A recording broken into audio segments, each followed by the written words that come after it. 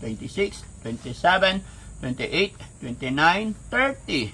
1, 2, 3, 20, 21, 22, 23, 24, 25, 26, 27, 28, 29, 30.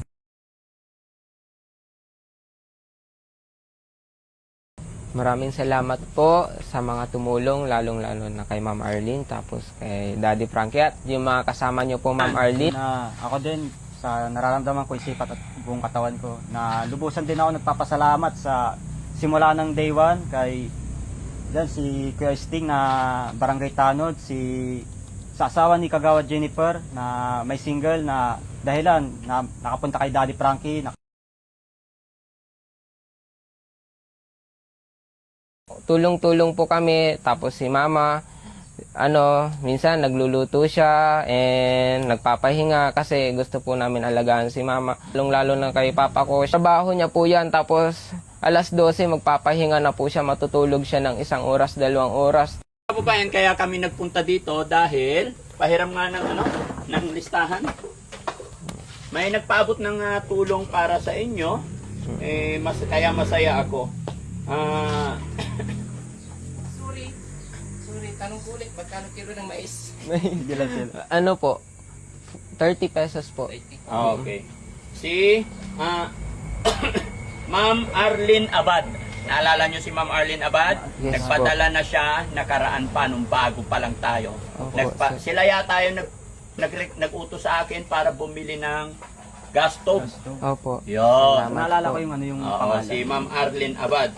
Ma'am Arlene Abad, eto, nandito na naman kami at ako'y magpapasalamat po sa inyo ng lubos sa walang sawa suporta ninyo sa pamilya Reyes kila Teacher Sally.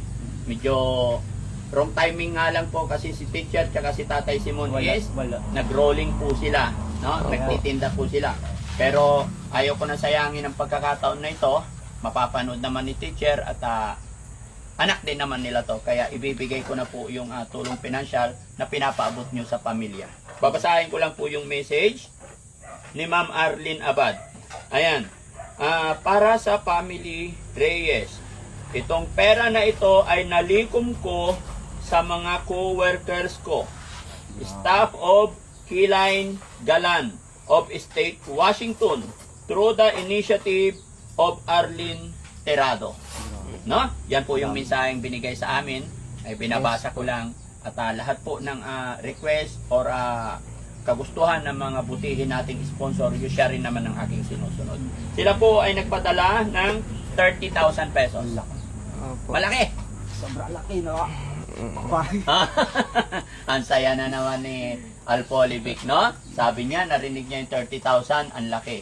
Kaya Alpolivic, sana tulungan mo yung mga kapatid mo. Focus lang po kayo dito, Opo. no? Na tuloy-tuloy. Huwag natin pakasayangin itong mga opportunity, Opo. mga ibinibigay, at higit sa lahat, wag po natin pababayaan si Teacher, Opo. Opo. si Tatay, Opo. no? Priority namin. So, marami naman na tayong natanggap na blessing. Kaya, wag na yung pababayaan yung nanay nyo. Kasi once na napabayaan nyo yung nanay nyo, simula na naman na magka-problema ang family nyo. Opo.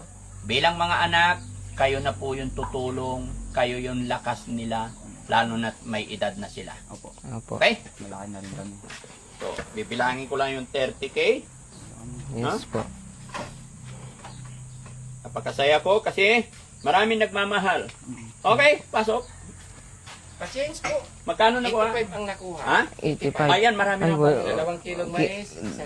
dinala ni Mama ko yung barya. Magkano nakuha? 85 pesos. 85. May panukli ka? Pwede kong palitan.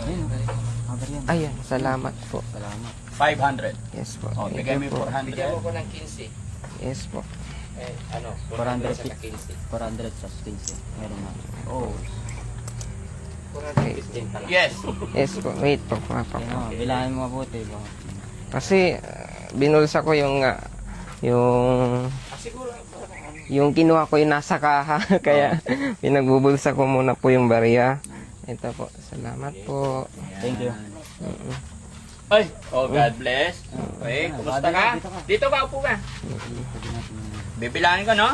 1, 2, Dito ka po. Dito. 3, 4, 5, 6, 7, 8, 9, 10, 11, 12, 13, 14, 15, 16, 17, 18, 19, 20, 21, 22, 23, 24, 25, 26, 27, 28, 29, 30. Okay? Ayan. Yan, Paul. Narinig mo ba yung usapan? Yung sponsor natin, si Ma'am Arlene Abad, nagbigay po siya sa inyong pamilya ng 30,000 pesos para sa family niyo po, no? So, lahat kayo po ito. Walang binanggit basta family Reyes. Yes Kaya po. sana iabot nyo na lang sa inyong nanay, tatay. Mabibigla sila kapag nalaman nila yan. Bakit? Yes po. Kasi di nila alam yan. Nasabi ko na po. Ay, nasabi mo na. Nasabi. Na ano? Yes po, kasi actually si Ma'am Arlene Tirado po, Oo. ano po, nakwento niya na rin po yung buhay niya. Kaya nung narinig ko po iyan, parang natouch lang ako kanina kasi yung kwento ng buhay nila is mas matindi pa po sa amin, kaya ganun po siya. So, nakakausap nyo pala sila? Yes po. Okay, very Una niya pong nalapitan si Kuya Aljon, Mm-mm. nakaraan pa po. Tapos nung sumunod, parang sinubukan ni Ma'am Arlene na lumapit din po sa akin. So, yun, very good. nakausap ko po siya. Tapos nalaman ko rin yung istorya ng buhay niya, kung paano siya nagsumikap, nakapunta sa US, ayun po. Yung pagsusumikap niya is, ayun, itinulong niya din po sa ibang tao. Parang, sabi ko na, ganito magmahal si ma'am, lalo na yung, yun, basta, wala po akong masabi. Oo. Simpleng buhay, tumutulong sa iba. Yes po. Ganun dapat. Ganun talaga dapat tayo. Pagka binibless tayo, nagsishare tayo. Kaya Yes saludo po ako sa iyo, Ma'am Arlene Abad.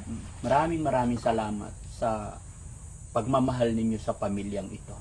Talagang hindi matawaran yung aking pasalamat at ako'y natutuwa talaga na may isang kagaya ninyo. Sana dumami pa po ang kagaya ninyo. Dahil ito'y napakalaking bagay, napakalaking halaga talaga nito para sa pamilya. Makakatulong to pambili ng gamot, pambili ng mga pangangailangan nila rito sa bahay, pandagdag puhunan pati. No? So, RJ, bilangin ko para sa'yo. So, magawa ka na yan. Loko na mo lang.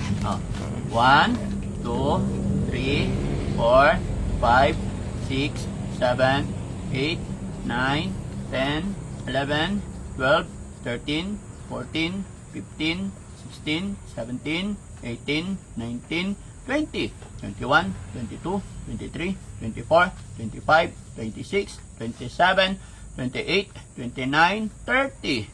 1, 2, 3, 4, 5, 6, 7, 8, 9, 10, 11, 12, 13, 14, 15, 16, 17, 18, 19, 20, 21, 22, 23, 24, 25, 26, 27, 28, 29, 60. 60? Yes po, 60 po. So, equivalent 30,000 pesos. Yes po. Okay? Tama? So, ano Tama po. masasabi mo kay Ma'am Arlene? Salamat tayo. Maraming salamat po sa mga tumulong, lalong-lalo na kay Ma'am Arlene, tapos kay Daddy Frankie at yung mga kasama nyo po, Ma'am Arlene, na nandyan sa US.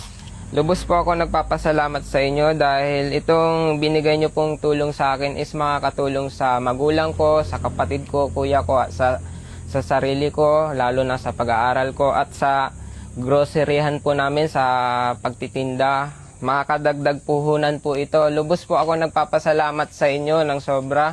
Walang sawang pasasalamat. Sana'y pagpalain pa po kayo ng Panginoon at gabayan pa po kayo palagi sa inyong lalakaran. Sana'y itong binigay nyo pong tulong sa amin is balang araw ay makatulong din po sa iba. Yun lamang po. Maraming salamat. Si Polivic naman. Yun, ako din, sa nararamdaman ko, isipat at buong katawan ko, na lubusan din ako nagpapasalamat sa simula ng day 1 kay si Kuya Sting na Barangay Tanod, si sa asawa ni Kagawad Jennifer na may single na dahilan na nakapunta kay Daddy Frankie, nakalapit kay Daddy Frankie ng unang punta nila, di sila nag-success. Pangalawang punta nila, nag-success silang i-approach si Daddy Frankie at ang team. At si Daddy Frankie din, kasama ang team niya. Yung mga sumusuporta kay Daddy Frankie na nag-abot ng tulong sa amin na dumadang kay Daddy Frankie na pinagkakatiwala nyo kay Daddy Frankie is malaking bagay yun. Nagpapasalamat ako sa lahat ng supporters ni Daddy Frankie, sumusubaybay kay Daddy Frankie sa amin. Lubos ako nagpapasalamat simula ng day one si Daddy Frankie. Nung una, nakita nyo naman, hindi kami okay. Dahil sa nabuong paniniwala ko, nabuo sa pag-iisip ko, puso ko, buong katawan ko. Pero hindi sumuka si Daddy Frankie at nagpapasalamat ako. At ito, okay na po ako. Salamat sa inyong lahat, di kayo sumuko sa akin, sa pamilya ko.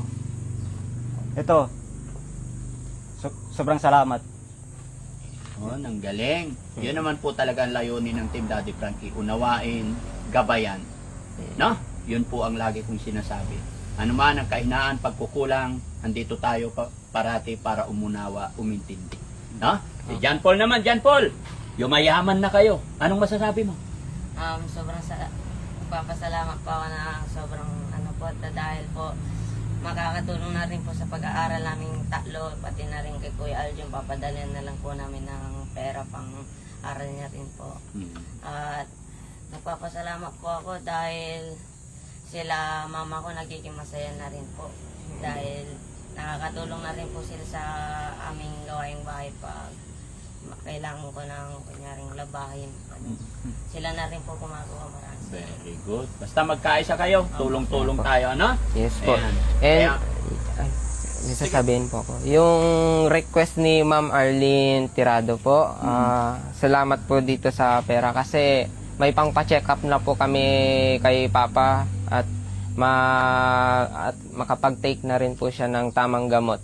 Kasi yung pinagdaraanan po ni Papa ko is sobra-sobra.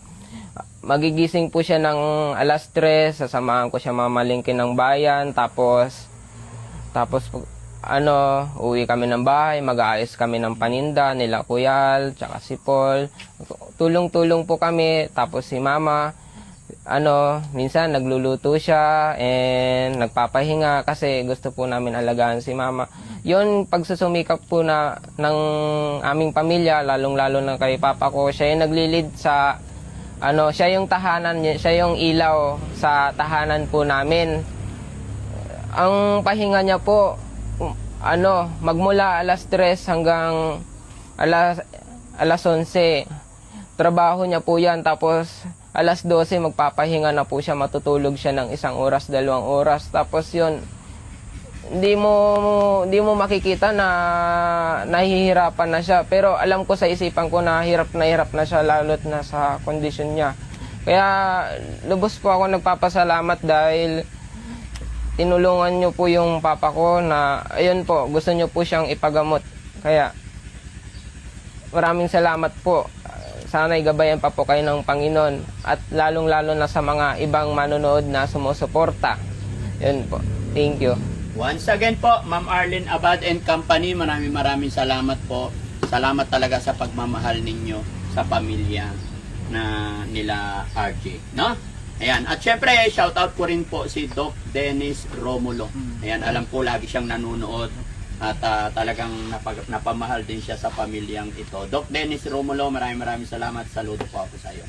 Hindi lang po sa kanila, lahat po ng taong nagpaabot ng tulong pinansyal, pagmamahal sa pamilyang ito. Lahat ng sumusuporta, sana hindi kayo magsawa, suportahan pa natin sila hanggang sa makabangon sila. At alam ko naman na konting push na lang, makakamit nyo na yon. Kaya kailangan pakaingatan ninyo yung tatay at nanay ninyo. Okay? So yun mga kababayan, mga kabarangay, maraming salamat. May pupuntahan pa ang Team Daddy Frankie. At once again po kay Ma'am Arlene Abad, pasensya na po kung hindi agad-agad namin na ibibigay. Gawa po ng napakarami talaga naming misyon ginagawa. Pero gaya na aking sinabi, lahat po na nagbigay, basta may resibo po, ipapakita nyo lang sa amin. Kasi minsan pag dumating dyan, hinihintay namin na mag-email kayo, mag-message kayo. Saka namin maibibigay. Hindi agad-agad kasi sinisigurado namin. Iniiwasan po kasi namin na may dumating dito and then mamadaliin naming ibigay. Tapos mamaya iba pala ng galing, kaya kinaklaro namin. Pero wag po kayong mag-alala, lahat po ng inyong tulong pinansyal para sa ating mga beneficiary, sabihin nyo lang kung para kanino, include ninyo po yung resibo, makakarating at makakarating. At syempre, kay Ma'am Perla Lagak Bermudez, maraming salamat po. Mabuhay po tayo lahat mga kababayan. God bless po.